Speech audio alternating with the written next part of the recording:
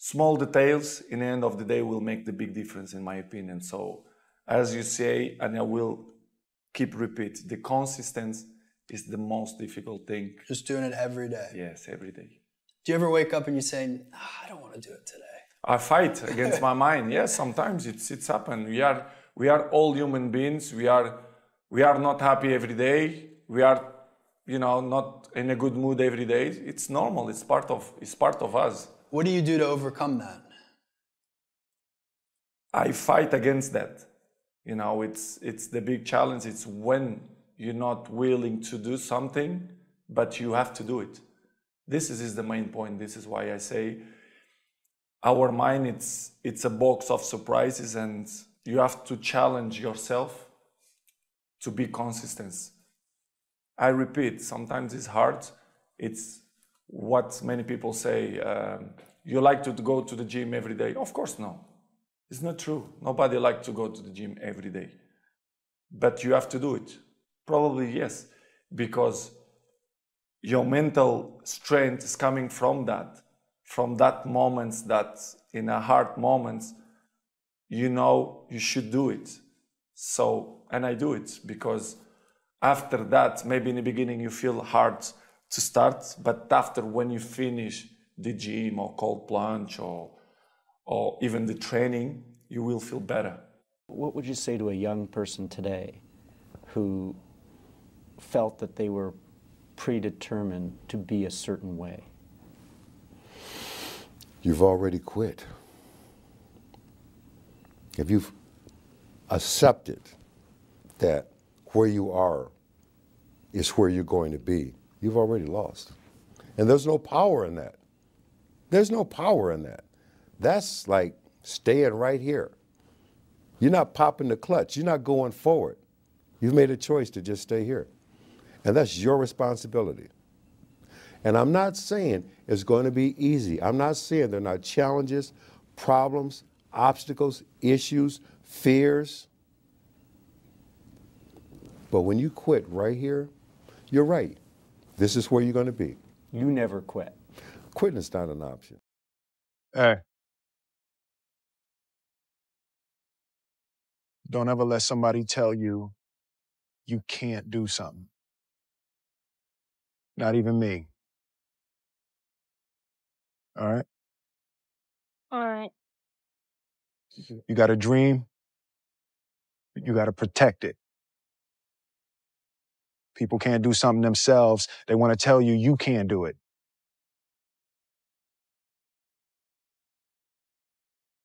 You want something, go get it. Period. How do you love yourself, Luis? Because I talk about it all the time. So I made a list of how to love yourself.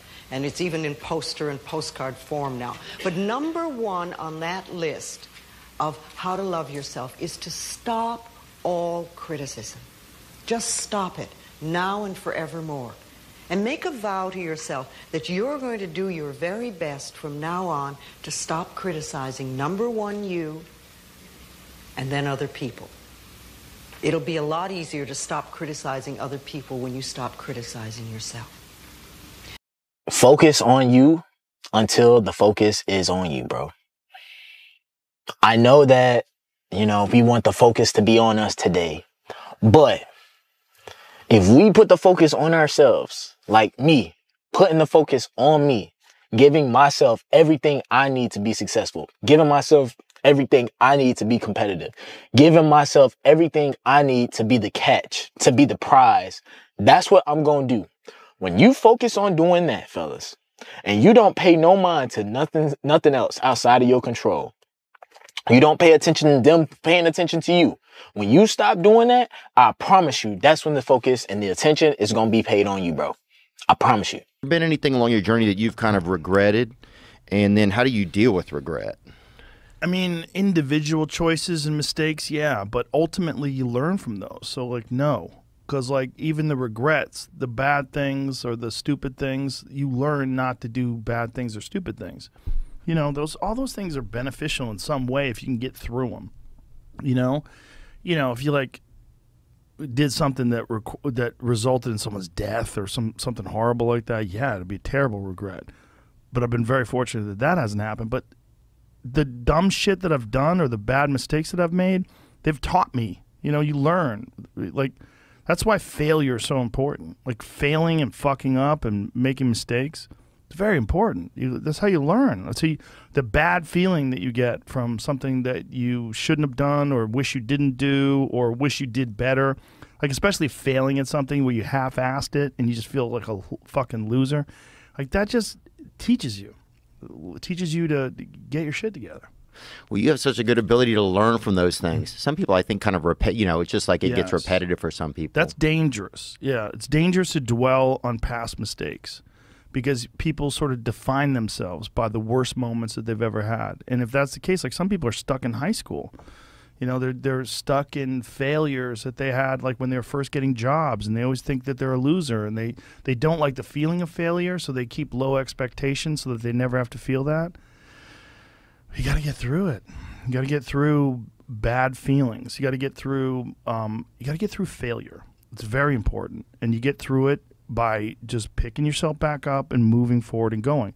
But it's hard for a lot of people because that sting, they never get over it, the feeling of failure. And they don't have a good support system, like good friends. Like, having a good community of friends is very, very important, because you could feel like down, like if a girl broke up with you and you feel like you're the worst, you're a fucking loser, like you're a piece of shit. But then you go out with your friends and you have a few laughs, and next thing you know, you're laughing and you're like, I'm all right. We'll be all right. And look at you today, man. Yeah. And I just think that's really critical, right? And it's like, because everybody has dreams, and as much as you want to be able to listen a little bit, because somebody's going to give you a gem, but nobody knows but you. You can't get advice on what you should do with your life, right? Nobody knows what you are. Like, even sometimes you don't really even know what you are. You got to take your shot. And it's like, as much as you want people to agree and you want the people around you to be supporting your dreams and all, it's not going to be like that all the time. You got to do it alone. And people will help you, and when you get the ball rolling, people will jump on. But if you don't believe, nobody else is going to believe. People come along because your belief is so insane. Thoughts are like drops of water. You drop a drop of water on the table here, and it doesn't mean much. But if you keep dropping and keep dropping and keep dropping, you get the table becomes a wash, and then you get a puddle on the floor, and then you can get a little pond and a lake, and finally you can create an ocean. And with our own thoughts, we can drown in a sea of negativity, or we can float on the ocean of life. And it's up to us. The thoughts we think accumulate. And what sort of puddles are you standing in? Or are you up to here? Or are you up to here and trying to paddle? You know, what are you doing to yourself? When we're willing to change our thinking, we can change our experiences. And it doesn't matter if you've got a big puddle of negative thoughts. You know, you can move over here and create a puddle of marvelous positive thoughts. You can make changes, always. So you want to turn those fear thoughts into positive affirmations. Let them work for you. Do you believe that every person has the ability to choose the right path, the spiritually enlightened path? Absolutely. Absolutely. It's not easy. It can be tremendously difficult.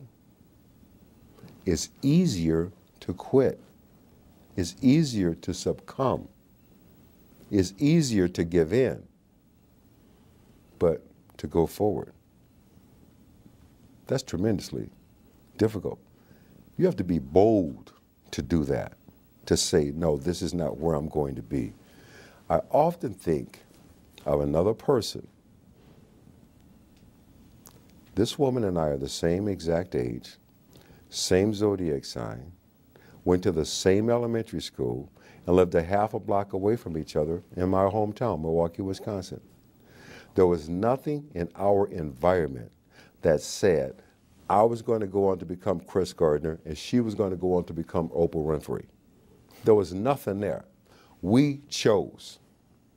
And there are a lot of people in this world who have also chosen. That's one of the things I've learned, this part of the journey in life. So many of us have chosen. And one of the most important things that we have chosen is to break these various cycles. Cycles like links in a chain. We've chosen to break these cycles.